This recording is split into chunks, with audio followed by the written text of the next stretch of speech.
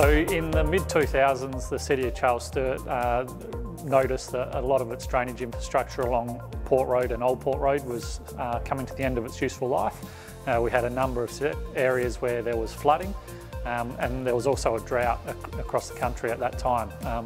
The federal government made available funding for waterproofing type projects, so the council decided to tie in the drainage upgrades with the ability for a waterproofing the West style project. So towards the end of the 2000s, council started the design process, had a gazetted stormwater master plan put together, and by 2010 was ready to commence construction on what is now known as waterproofing the West. Following the completion of waterproofing the West by 2014, council was then ready to move on to the drainage components, upgrading upstream of Old Port Road. This is where I came into the project, so we then delivered what is now known as Port Road Drainage Stages 2 and 3.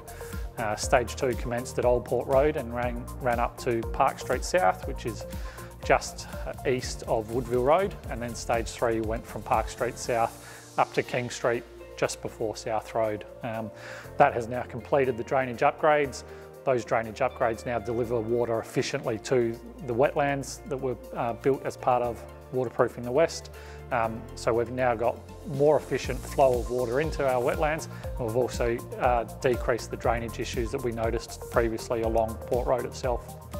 So for a council drainage project, this is about as big as it gets. I've been moving around the local government sphere for the last 15 years now, and certainly I haven't come across a project run by local government that's anywhere near this size for a drainage works.